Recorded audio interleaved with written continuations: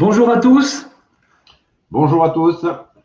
j'espère que vous m'entendez tous. On a eu un petit moment de panique, 30 secondes sans micro, ce qui fait qu'on a un petit peu de retard. Est-ce Mais que très vous bonne pouvez nous avis. valider tous que vous êtes, que le son passe et que vous êtes avec moi?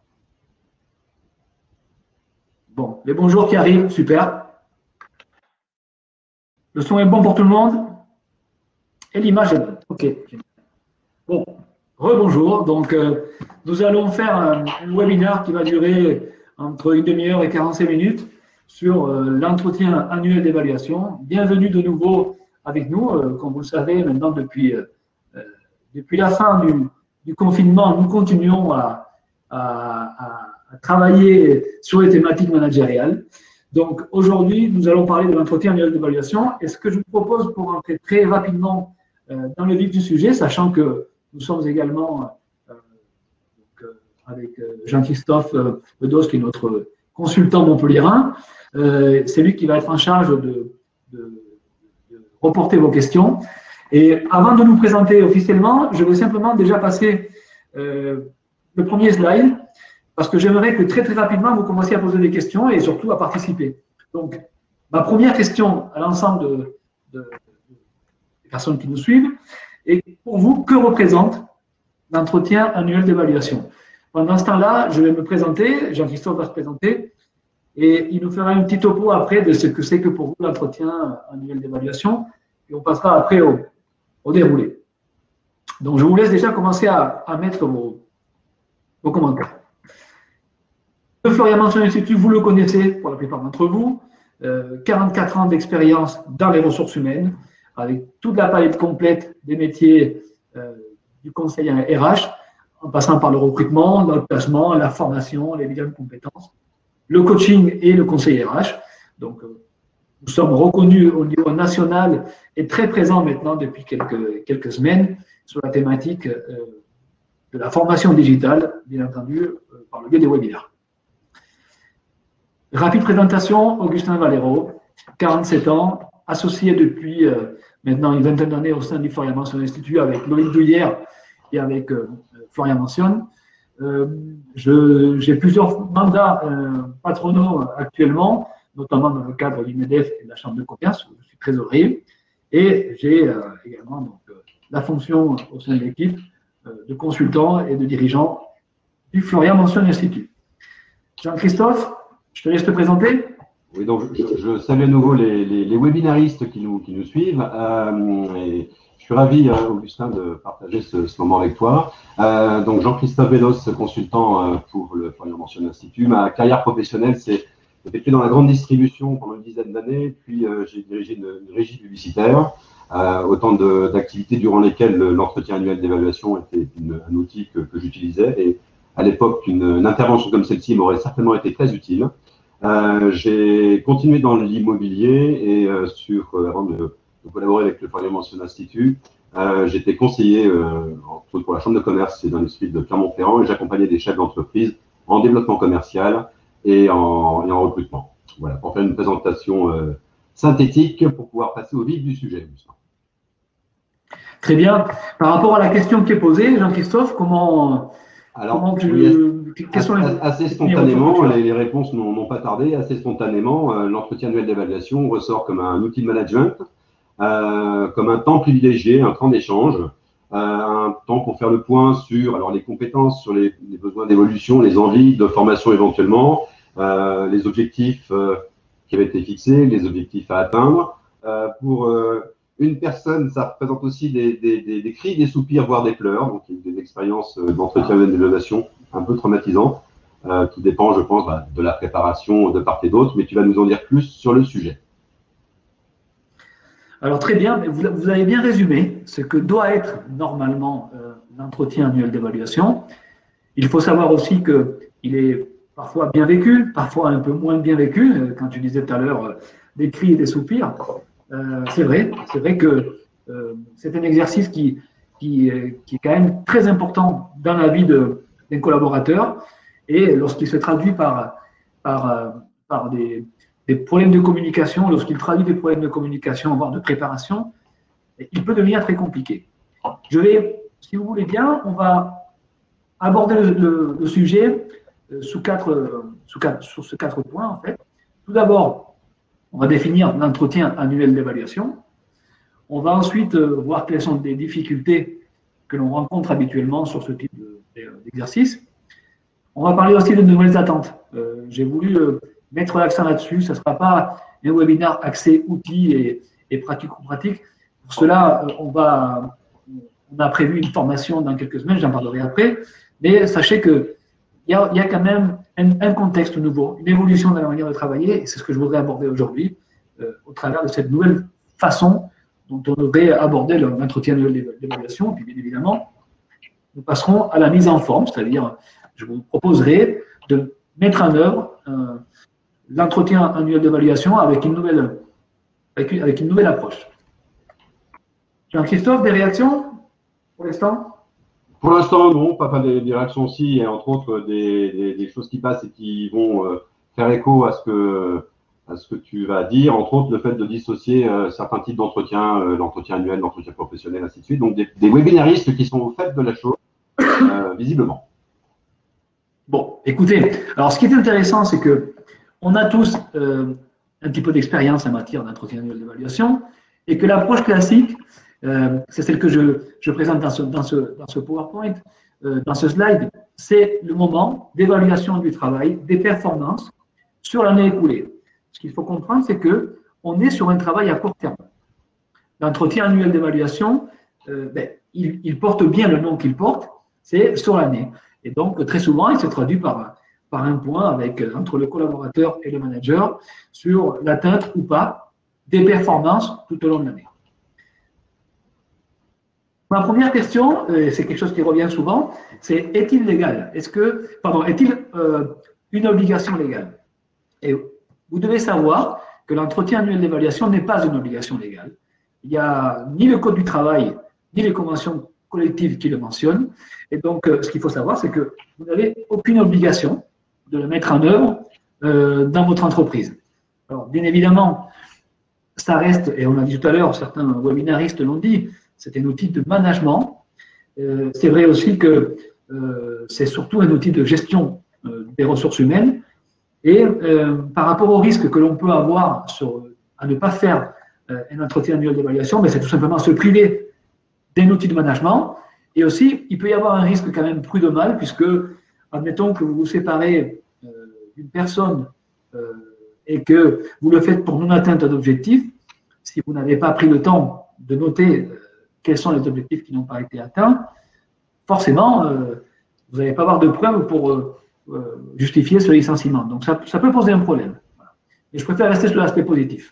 Oui, je rebondis sur une remarque de Peggy qui dit effectivement ce n'est pas obligatoire, mais c'est fortement recommandé, comme tu vas nous le présenter. Alors, c'est exactement ça. C'est fortement recommandé parce que c'est un moment privilégié, on le disait tout à l'heure, mais qui aujourd'hui a besoin d'évoluer par rapport à sa forme et à la manière dont on doit le réaliser. Alors, vous connaissez tous l'entretien professionnel et c'est vrai qu'on parle souvent de l'entretien annuel d'évaluation en comparaison à l'entretien professionnel. Ce qu'il faut savoir, c'est qu'il existe un cadre légal pour l'entretien professionnel. Donc, celui-ci est légal et il est obligatoire. C'est-à-dire que vous avez l'obligation en tant que manager et en tant que chef d'entreprise d'effectuer un entretien professionnel au moins une fois tous les 2 ans. Et la 6e année, c'est un point global au cours de laquelle vous allez devoir justifier soit d'une évolution de carrière pour votre collaborateur, soit d'une formation, soit d'une augmentation de salaire.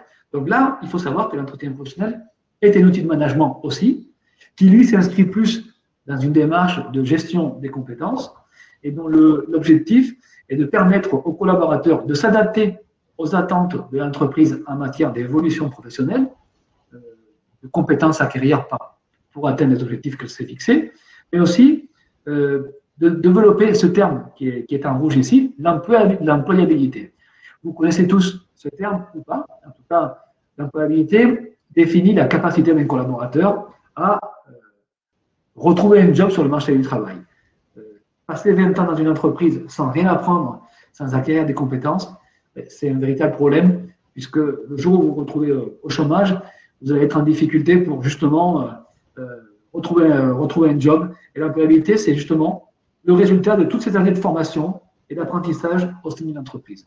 Donc, si on devait comparer les deux, l'entretien annuel d'évaluation n'est pas obligatoire et il va évaluer les compétences, en tout cas les performances de l'année écoulée, et l'entretien professionnel, quant à lui, s'inscrit plus dans une démarche de gestion prévisionnelle des emplois et des compétences. On est d'accord. Ça te va, Jean-Christophe? Nous te suivons. Super. Alors, maintenant, qu'est-ce qui se passe? Il se passe que cette approche classique qui est très intéressante, en réalité, et on l'a dit tout à l'heure, il y a eu le mot cri et pleurs. Donc, on privilégié, mais il y a aussi une approche où on peut dire que oui, aujourd'hui, plus de 60 à 70% des cadres pensent que c'est une perte de temps. Alors, c'est quand même grave, hein, l'entretien annuel d'évaluation est souvent mal perçu par les cadres. Et quand on voit l'étude qui a été menée par Deloitte en 2017, clairement, cela confirme ce que je viens de dire. Pourquoi? Tout d'abord parce que, et je l'ai dit souvent lorsque j'ai relayé l'info sur les réseaux sociaux, il est souvent subi. C'est un rendez-vous obligatoire. Et ce n'est pas forcément un rendez-vous privilégié. Du coup, il est mal préparé et il est souvent bâclé.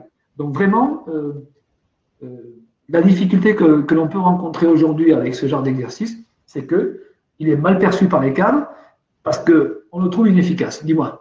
Pour rebondir là-dessus, effectivement, pour le côté paradoxal de l'entretien annuel d'évaluation, et c'est ce qui ressort aussi dans les commentaires, c'est que c'est un moment privé qui est perçu comme tel, mais qui est souvent bâclé, qui est souvent non finalisé. C'est-à-dire que, effectivement, les webinaristes nous font remarquer qu'on peut passer un entretien annuel d'évaluation et ne pas avoir de signature du N+1, ou alors on peut l'avoir 6 mois après. Il peut y avoir des demandes de formation dans le laps de temps qui ne sont pas satisfaites pour ce biais-là. Il y a aussi un problème éventuellement de posture du manager entre les objectifs de son entretien et la posture qu'il va adopter pendant cet entretien, qui font qu'effectivement, au final, les cadres, on trouve que c'est une perte de temps. Alors, c'est ça.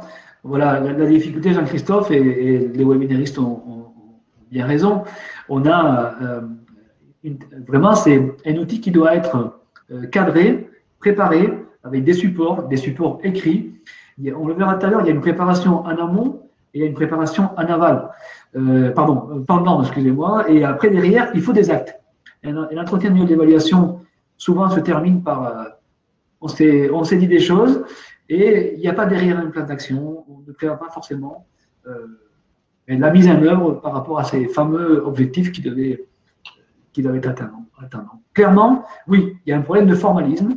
Et encore une fois, c'est parce qu'il est subi. J'ai souvent des clients qui me disent, voilà, le mois de décembre arrive, hein, novembre-décembre, j'ai une trentaine d'entretiens annuels d'évaluation effectués, et là, c'est le marathon. C'est ça la difficulté, c'est qu'on subit ces entretiens, et les collaborateurs aussi, parce que le manager est pressé, il a autre chose à faire, et il passe un questionnaire. C'est vrai, la signature est importante, il faut un engagement réciproque. Donc voilà pourquoi je pense qu'il y a cette perception un petit peu négative, en tout cas, cette faible efficacité perçue par les collaborateurs et les managers. Une petite question par rapport à ça, Augustin. Est-ce qu'un employeur peut se contenter de donner une feuille à son collaborateur ou sa collaboratrice avec des informations dessus, des améliorations, des améliorations, de demander de le signer, de signer à son tour et de s'en tenir là pour l'entretien? Alors, pouvoir, il peut le faire, puisque, comme je vous disais, il n'y a pas de cadre légal hein, par rapport à l'entretien annuel d'évaluation, il n'y a pas d'obligation. Donc, l'exercice tel qu'il est fait, tel qu'il est proposé de cette manière-là, peut très bien avoir lieu. Mais bon, moi, en tant que collaborateur, je ne vais pas signer quelque chose que je n'ai pas pu travailler, que j'ai pas. Ce sera en fait inefficace. Au contraire, je pense que c'est un moment privilégié, mais qui se prépare. Et il se prépare côté employeur et aussi côté collaborateur. C'est très important. Hein.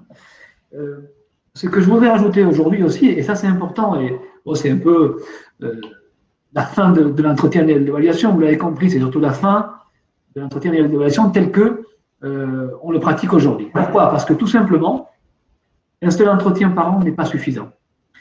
Clairement, quand on veut évaluer des performances des collaborateurs, il faut tenir compte d'événements de l'année, des problématiques de rupture dans l'activité, Je prends le cas du Covid. Écoutez, pour évaluer un collaborateur depuis janvier jusqu'en décembre 2020, il va falloir que j'intègre dedans ce qui s'est passé avant le Covid, ce qui s'est passé pendant la période où nous avons tous télétravaillé, et puis l'après. Donc, un seul entretien pour balayer tout ça, c'est totalement insuffisant.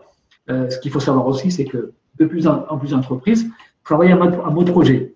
On est tous aujourd'hui sur un rythme où les projets s'enchaînent les uns après les autres. Donc, clairement, je ne vais pas pouvoir évaluer la performance de l'ensemble des projets menés par un collaborateur une fois par an seulement. Ce serait insuffisant et incomplet. D'où l'idée de plus en plus, et ça on le lit beaucoup dans la presse et dans la presse RH, la mise en place par beaucoup d'entreprises de méthodes un petit peu innovantes, notamment par des points réguliers.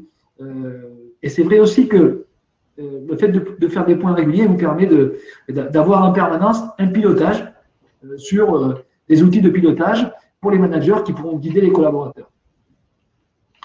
Très important aussi, l'entretien annuel d'évaluation est insuffisant parce qu'il n'est pas vraiment axé sur une dynamique de développement professionnel du collaborateur. Il est plus axé sur les performances atteintes ou pas. Et puis ensuite, on fixe les objectifs de l'année prochaine. Mais moi, ce que je trouverais intéressant, et c'est ce qui est très souvent dit dans les articles de presse que j'ai pu lire autour de cette thématique, c'est que, OK, la performance, mais puis du développement personnel, en fait, professionnel du collaborateur. On va continuer. Hop. On parlait en fait des nouveaux enjeux de l'entretien annuel d'évaluation. Bon, pour ceux qui sont webinaristes assidus et fidèles de nos sessions, vous allez forcément retrouver un terme que nous aimons au sein du Fire Management Institute, c'est cette notion de management épiphyte. Et vous allez comprendre pourquoi. L'idée, c'est que les nouveaux enjeux de l'entretien annuel d'évaluation, c'est d'en faire un véritable outil de management. Hein. Pourquoi? Parce que j'ai besoin aujourd'hui, dans un environnement très flexible, avec beaucoup d'incertitudes, que mes collaborateurs soient concernés par ce qui se passe dans l'entreprise, qu'ils s'impliquent et qu'ils s'engagent. Et quand je dis qu'ils s'engagent, c'est qu'ils mènent des actions, qu'ils les définissent et qu'ils puissent eux-mêmes les mettre en œuvre. Donc c'est très important ça aussi. Donc, ça, c'est un élément sur lequel on doit insister pour rendre cet entretien annuel d'évaluation stratégique. Okay. On doit aussi également, donc, du coup, penser à modifier cette méthode d'évaluation et pourquoi pas travailler en particulier sur les points forts. Si je définis des objectifs à atteindre et qu'ils sont atteints, je dois vraiment mettre l'accent dessus. Très, très important. Parce que là, je touche à la motivation. Là, on est clairement dans le management. Si je veux également aussi aider mes collaborateurs à se responsabiliser, en fait, pourquoi pas leur proposer, et ça, c'est des techniques qui se font de plus en plus, de fixer eux-mêmes leurs propres objectifs. Ça, c'est très, très intéressant. C'est-à-dire que de manière concertée, alors, je ne fixe pas mes objectifs au hasard. J'ai donné une vision, j'ai donné des objectifs pour l'entreprise de manière générale, et je propose à mon collaborateur, dans le cadre de sa participation à l'atteinte globale des objectifs, de justement définir les siens, on se met d'accord, et en plus, je lui propose de s'engager lui-même sur son plan d'action. Ça, c'est vraiment, je pense, une innovation intéressante de la manière de responsabiliser les collaborateurs. Et notre point qui revient très souvent aussi dans la presse et dans les différentes études qu'on peut voir sur l'entretien annuel d'évaluation, c'est l'arrivée de ce qu'on appelle le feedback 360. Alors, il s'agit bien évidemment d'évaluer son manager sur différentes thématiques, sur différents points, mais aussi, de manière générale, de manière transversale, d'évaluer les collaborateurs de l'équipe. Alors, sur des critères que l'on définit en amont, mais l'idée, c'est ça, c'est de proposer à des futurs managers d'avoir une approche globale de l'entreprise et pas seulement centrée sur sa propre action. Donc, vous le comprenez bien, on est là dans ce qu'on appelle le management épiphyte. Vous avez le management épiphyte, le concept du Florian Manson Institute, qui consiste à dire que l'entreprise a intérêt à faire grandir ses collaborateurs, non pas comme une plante parasite, mais comme une plante épiphyte. Et donc, l'entretien annuel d'évaluation, lorsqu'il est effectué dans cette optique-là, rejoint bien cette approche.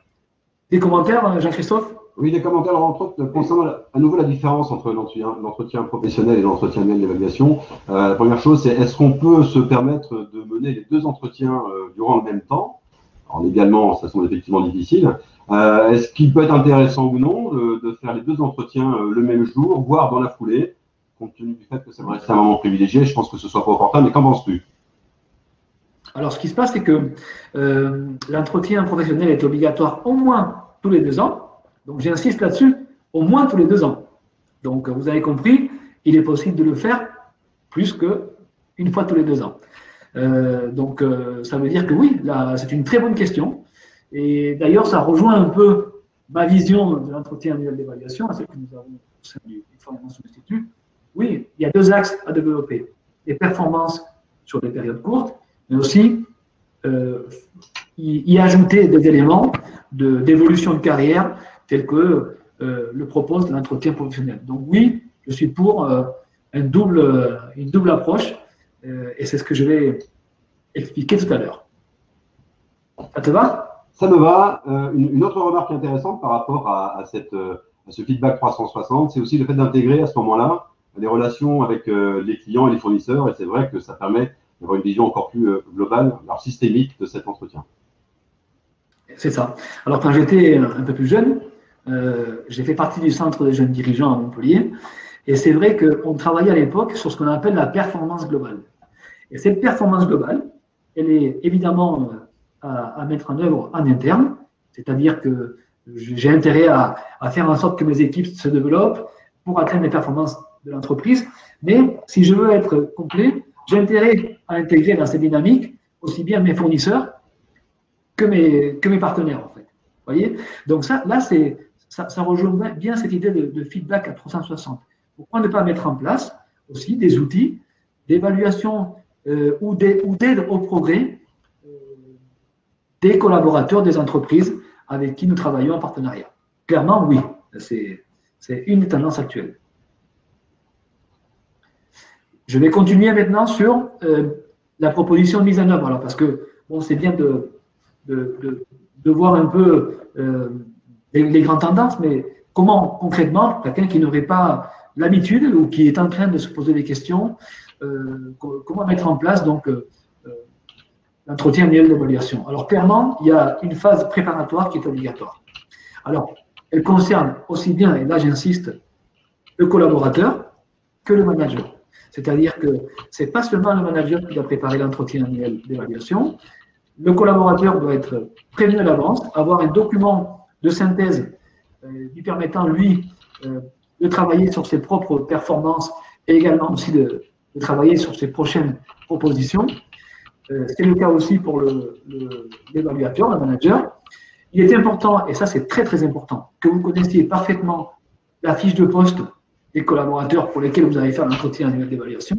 Et je peux vous dire que très souvent, certains managers ne sont pas au courant du contenu des missions de collaborateurs et évidemment retracer les résultats atteints tout au long de la période évaluée. Hein. Donc ça c'est quand même très important en mettant l'accent aussi sur les moyens parce que on le dit souvent, hein, objectif d'accord, mais quels sont les moyens qui ont été mis en œuvre pour atteindre ce résultat? Ensuite, il vous faut également aussi mettre en place une étude sur les événements importants pendant la période. Clairement, la phase Covid en est un. Donc, qu'est-ce qui s'est passé dans une entreprise? Qu'est-ce que cela a créé? Et qu'est-ce que cela a impliqué en termes de réorganisation et de besoin maintenant peut-être de refixer les objectifs? Ça te va? Tu voulais intervenir, Jean-Christophe? Oui, alors une intervention, une question très intéressante de Michel concernant le cas d'une entreprise industrielle dans laquelle on va effectivement avoir des collèges de salariés différents. Est-ce qu'il peut être opportun de dire je choisis certains types d'entretiens pour certaines catégories d'employés, l'entretien annuel d'évaluation pour les agents de maîtrise et les cadres, l'entretien professionnel pour la partie salariée? Moi, mon conseil serait d'effectuer le même type d'entretien pour tous les collaborateurs. Parce que aussi bien l'entretien annuel d'évaluation qui a une approche plus à court terme concerne tout le monde, c'est-à-dire qu'aujourd'hui, je peux évaluer la performance d'un agent de maîtrise, mais aussi d'un directeur financier ou d'une assistante de direction, en fait. Donc, tout dépend des objectifs qu'on s'est fixés et des critères qu'on a définis ensemble. Pour l'entretien annuel d'évaluation, donc, comme je vous le disais, on est à court terme. Après, l'entretien professionnel, lui, est à long terme. Donc, clairement, il va évaluer, il va proposer des axes d'amélioration en termes de compétences. Et pareil, une assistante aujourd'hui va devoir peut-être mobiliser des compétences à partir de l'année prochaine parce que je change de logiciel, parce que j'ai intégré une entreprise étrangère, et qu'il va falloir qu'elle apprenne l'anglais. Donc, finalement, les deux concernent l'ensemble des collaborateurs. Je pense qu'il faut qu'on quitte la notion de obligatoire ou pas, ou cadre légal ou pas, mais de dire comment en faire un véritable outil de management. Okay, donc, j'espère que ça a répondu à la question. En tout cas, ce qui est important, c'est qu'en amont, on soit déjà en train de travailler sur les axes d'amélioration. Reste maintenant pendant l'entretien. Alors, je ne vais pas passer en revue toutes les thématiques de communication qu'on a déjà évoquées, et puis on en reparlera dans l'avenir si on a l'occasion de travailler ensemble sur des formations. Mais clairement, un entretien annuel d'évaluation, ce n'est pas un questionnaire avec les monologues, c'est un dialogue. Il fait appel à une technique de communication. Il faut des postures, il faut de l'ouverture, il faut savoir utiliser les questions ouvertes, les questions fermées. Il faut être capable d'arriver aussi avec l'esprit libre et concentré sur ce que je suis en train de faire. Donc, c'est quand même très important. Sur la forme, l'entretien annuel d'évaluation ou l'entretien professionnel sont très, très importants. Il faut que les conditions soient remplies pour que je puisse réaliser l'entretien productif. Okay, donc, le bilan du travail accompli doit être également défini par les deux parties, c'est-à-dire qu'il faut que chacun puisse s'exprimer. Et évidemment, comme je le disais tout à l'heure, il faut définir les objectifs avec un engagement sur les actions, c'est-à-dire que je me fixe un objectif lambda, quelles sont les ressources que je vais devoir mobiliser, de quoi j'ai besoin moi pour atteindre ce résultat et comment je vais m'engager à mettre en œuvre des actions pour l'atteindre. Je dis toujours, ce n'est pas la peine de fixer plus de 3 objectifs parce que c'est largement suffisant et bien évidemment, pour moi, ces objectifs doivent être validés par les deux. Donc, à la question qui a été posée tout à l'heure sur est-ce qu'il faut signer ou pas le document, bien sûr qu'il faut le signer. Et il faut le signer, il faut le valider à deux. C'est une construction, un projet commun. Jean-Christophe ? Oui, sachant que par rapport à la signature et par rapport à cet esprit de moment privilégié d'échange, il est en général prévu aussi que le collaborateur puisse faire part de remarques. Je pense à une question qui avait été posée tout à l'heure. Est-ce qu'il est légalement, est-ce qu'on est tenu légalement de signer ? Au moins, on peut le signer en faisant part de réserves ou de réflexion.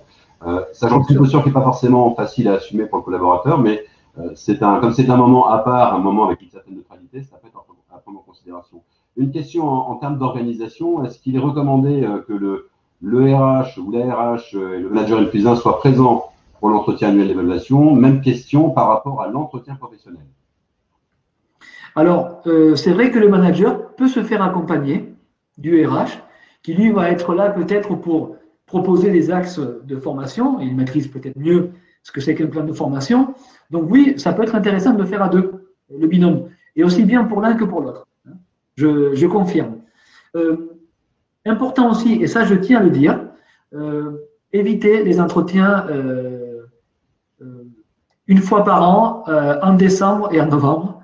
Nous, on a une astuce au sein du Formation Institut, c'est qu'on propose que pour chaque collaborateur, ces entretiens-là se fassent à la date anniversaire de l'entrée dans l'entreprise. Alors, pourquoi ? Parce qu'en fait, ça permet d'étaler sur l'année l'ensemble des entretiens, et parfois vous avez 20, 25 collaborateurs à évaluer. Bon, ça c'est une astuce. Mais vous pouvez très bien dire qu'une partie de l'équipe va être évaluée le premier trimestre, une partie le deuxième trimestre. On reviendra sur la première au troisième trimestre, parce que, comme je vous le disais, mon conseil, c'est d'effectuer plusieurs entretiens annuels d'évaluation dans l'année. OK ? Et pour donner, avant de passer aux questions diverses et variées, le point le plus important, c'est finalement qu'est-ce qu'on doit faire, qu'est-ce que nous vous proposons de mettre en œuvre. Nous, on appelle ça l'entretien professionnel de progrès. C'est l'entretien qui combine les deux, qui combine bien l'entretien annuel et l'entretien pro. Pourquoi ? Parce qu'en fait, déjà pour qu'il fonctionne, il faut un préalable. Il est important de connaître la vision du dirigeant, très très important.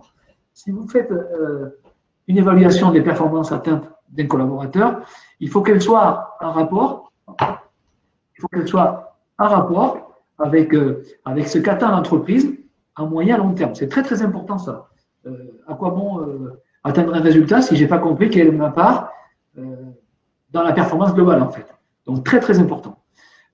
C'est important aussi que nos collaborateurs puissent se positionner par rapport à des projets d'entreprise, par rapport à des projets d'évolution. On parlait tout à l'heure de rachat d'entreprise, de développement de nouvelles activités. Donc, clairement, pour moi, aujourd'hui, si je ne peux pas me positionner par rapport à ce que va devenir mon entreprise, je ne développe pas mon employabilité. Okay. Et encore une fois, j'insiste sur le timing de l'organisation. Les entretiens, il faut qu'ils se fassent de manière régulière et pas seulement une fois par an, en évoquant des thématiques d'atteinte à court terme, avec une notion de performance globale, comme je vous le disais, de l'ensemble de l'entreprise, et aussi des thématiques de formation, d'évolution interne, pour permettre aux collaborateurs de monter en compétences.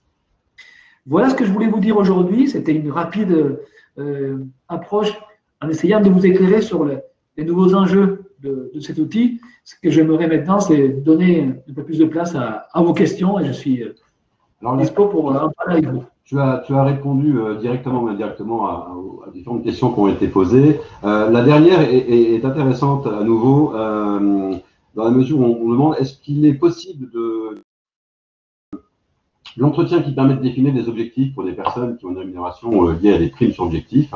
L'entretien où on définit ces objectifs peut-il, en fin de compte, remplacer l'entretien annuel d'évaluation? Alors, il y a deux éléments que tu viens d'introduire. La notion de rémunération. Quelque part, la question aussi amène à dire est-ce qu'on doit parler de rémunération lors de ces entretiens? Pour moi, en tout cas, c'est notre conseil à nous. On aurait tendance à décorréler la négociation salariale de la discussion autour des résultats. Pourquoi? Parce que forcément, je vais être influencé par un objectif financier et je ne suis plus dans la construction de ma propre carrière, ni non plus dans la construction d'un objectif pour mon équipe et pour mon service. La négociation salariale, pour moi, j'aurais tendance à la mettre à part pour la sortir, pour enlever cette pression qu'il peut y avoir au moment de se justifier aussi ou de prouver ses objectifs. Donc, mon conseil, tant que c'est possible, c'est d'en parler dans un deuxième temps. Ça peut être le jour même, hein, attention. Hein. Je me suis fixé un objectif, on s'est mis d'accord, j'ai signé un engagement pour atteindre tel ou tel objectif, et on passe à la fin du rendez-vous à une troisième partie qui va être plus axée sur les éléments de rémunération.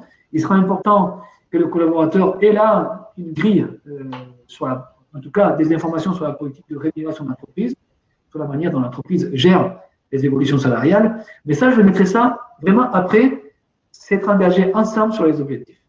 Alors, tu as compris, ça demande une ambiance générale bienveillante et une confiance commune. Alors, est-ce qu'on pourrait aller dans cet axe-là pour rebondir aussi sur une remarque d'un webinariste confirmé? Est-ce qu'il serait intéressant que le collaborateur évalue son manager? Est-ce que dans ce temps-là, ça peut être envisagé? Alors, non seulement je trouve que c'est une très bonne question, mais clairement, c'est pas envisageable, c'est conseillé. C'est-à-dire, alors, l'évaluer comment? L'évaluer avec des propositions, avec des projets, des axes d'amélioration. Pourquoi? Parce que ça va permettre au manager de déceler chez son collaborateur une aptitude managériale aussi, quelqu'un qui pourra peut-être évoluer derrière. Et surtout, ça va permettre au manager d'améliorer aussi sa relation avec ses équipes. On peut se tromper, on peut par exemple demander à un manager d'effectuer des points réguliers sur les sujets à traiter. On peut lui demander aussi d'arrêter de faire certaines choses, d'arrêter de mettre en place certaines procédures parce qu'on considère qu'elles sont inutiles. Pourquoi pas lui proposer? Toujours avec la notion derrière de proposition. Okay, je fais une remarque, mais qu'est-ce que je propose derrière pour… Et d'ailleurs, on a intérêt à challenger les collaborateurs là-dessus. J'ai intérêt à dire à mes équipes, donnez-moi les axes d'amélioration me concernant. Tu vois? Donc, très important, oui, on est dans le feedback 360, clairement. Autre idée originale suite à un entretien d'évaluation, le poursuivre par un moment convivial au restaurant autour d'un café. Alors, oui, mais un des rendez-vous peut être effectué à l'occasion d'un repas convivial. Mais pour moi, on est quand même dans un exercice managérial avec un formalisme.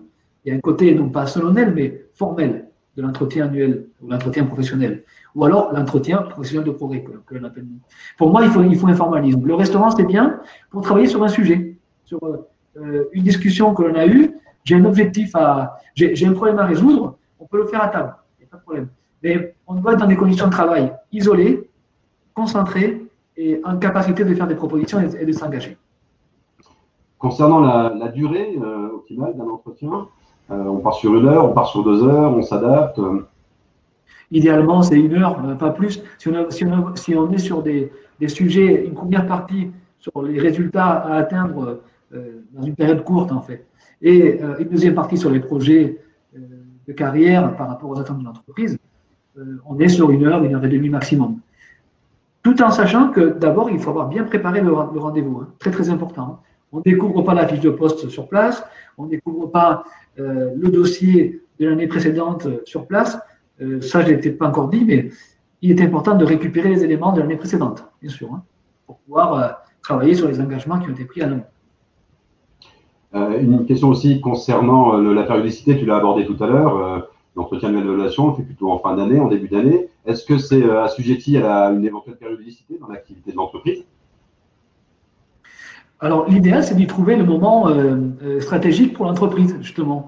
Une entreprise qui a une activité saisonnière, je prends le cas du tourisme, hein, j'ai des clients dans le tourisme aujourd'hui, ils sont en pleine préparation, même en pleine saison. Aucun intérêt d'effectuer les entretiens à ce moment-là, parce que là, il faut que toute l'activité soit déjà lancée et qu'on soit tous, chacun à la tâche pour atteindre les objectifs qui étaient fixés en amont. Néanmoins, il peut y avoir des mini-points réguliers, c'est ce que je disais tout à l'heure, sur des sujets importants. Si on a une difficulté à un moment donné, même sur une activité saisonnière, il faut se réunir et travailler sur des solutions pour atteindre et pour améliorer cette problématique-là. Mais moi, j'aurais tendance à choisir des moments espacés dans l'année et surtout éviter de les faire les uns après les autres, notamment en décembre, encore une fois, où on court tous en général et ce n'est pas le meilleur moment. Est-ce que le fait d'avoir plusieurs entretiens annuels d'évaluation, est-ce que ça ne risque pas d'avoir un stress permanent de la part du collaborateur ou de la collaboratrice? Non, parce que ça va être l'occasion aussi de le guider. Si je te dis on se revoit en décembre et qu'entre-temps, je n'ai plus aucune information, plus aucun retour, je ne pourrai pas corriger les éléments que je dois corriger. Et je n'aurai pas de retour positif sur ce que j'ai fait de bien, en fait. En tout cas, pas de retour officiel. C'est pour ça que je dis qu'il faut le rendre dynamique parce que c'est ainsi qu'on va pouvoir corriger, répondre à ces problématiques d'événements ponctuels. On disait tout à l'heure, le Covid, c'est un événement qui nous a tous impactés. Si je n'en reparle pas au mois de juin et que je me retrouve en décembre en entretien annuel d'évaluation et que je regarde les chiffres, j'aurai le trou pendant la période. Donc, pour moi, vraiment, c'est prendre l'habitude de faire des mini-points sur un sujet important toute l'année et à la fin, ou en tout cas au global, on peut effectuer un entretien un peu plus poussé, retraçant l'ensemble des éléments qui ont été étudiés tout au long de l'année. Je vois qu'il y a beaucoup de participants qui commencent à nous dire à bientôt. Une dernière question, et je vais conclure parce que le fait de revenir, évidemment, d'avoir des entretiens réguliers, est-ce qu'on les conçoit toujours de la même façon? Est-ce qu'il est opportun à chaque fois d'avoir une évaluation des compétences techniques, de la partie comportementale? Est-ce qu'on balaye à chaque fois tous les items ou est-ce qu'on peut alterner? Toujours le même formalisme pour avoir en permanence les mêmes indicateurs. Hein. Je questionne mes collaborateurs les uns par rapport aux autres avec les mêmes questions, les mêmes thématiques. Bien évidemment, chacun a ses objectifs, mais le comportement, l'implication, être force de proposition, c'est des sujets qui doivent revenir régulièrement. Et oui, j'aurais tendance à vraiment l'alléger et le rendre souple et agile tout au long de l'année, mais garder un formalisme écrit qui va être mon indicateur de pilotage au quotidien. Et pour le manager, c'est très intéressant parce qu'il va voir l'évolution de son collaborateur tout au long de l'année. Et peut-être même parfois l'aider à être meilleur, saisir une formation dont il a entendu parler. Comme je vous disais, parler d'un projet. Un projet peut arriver en plein milieu de l'année. Un rachat, une nouvelle activité, une difficulté particulière. Donc c'est là qu'on va se refixer des mini-objectifs à court terme. tout en sachant qu'il y aura toujours un moment où on va évoquer, et là c'est obligatoire de le faire au moins 2 fois par an, les thématiques développement professionnel en termes de compétences par rapport au projet d'entreprise. Voilà globalement ce que je voulais vous dire. Alors, on n'est pas rentré dans les documents, comment rédiger les documents. Ça, c'est des choses que je pourrais vous transmettre à l'occasion d'une formation que je vais effectuer assez rapidement. Donc, je vais passer le slide suivant pour que vous sachiez que… Attendez, je le mets en grand écran. Pour en savoir plus sur cet entretien annuel d'évaluation, nous avons lancé avec Loïc et Florian une série de formations digitales et qui sont d'ailleurs éligibles au financement, donc Datalogue Pro. Sachez que le 26 juin et le 3 juillet, je vais faire une formation à 2 reprises, de 2 demi-journées, de 3 heures, sur ces thématiques-là. Et là, nous rentrerons en profondeur sur les sujets tels que quel support, on fera même des petits tests, des petites simulations, de manière à voir de quelle manière vous devez mener l'entretien, les postures à avoir. Là, on rentrera un peu plus dans le concret. Moi, je voulais vous passer un message aujourd'hui, c'était très important d'ouvrir cette notion d'entretien annuel mixé avec l'entretien professionnel, que nous on appelle l'entretien professionnel de progrès, de l'adapter aux besoins des entreprises aujourd'hui, très très important. Et enfin, ce que je voudrais vous dire aussi, c'est que on ne s'arrête pas les jeudis du management continu. Et donc, le 18 juin, nous allons assister avec Florian Mention et Thierry Lefebvre à notre prochain webinaire Management et Ruse. Donc, j'espère que vous serez toujours aussi nombreux et aussi et autant participatifs que vous l'avez été aujourd'hui. En tout cas, voilà, j'en profite pour vous souhaiter une bonne fin de semaine. Merci Jean-Christophe pour ton aide. Il y a un webinaire intéressant le 19 aussi, le 19 juin, sur la cybercriminalité, on va dire ça, le problème que peuvent rencontrer les entreprises par rapport aux fraudes sur Internet.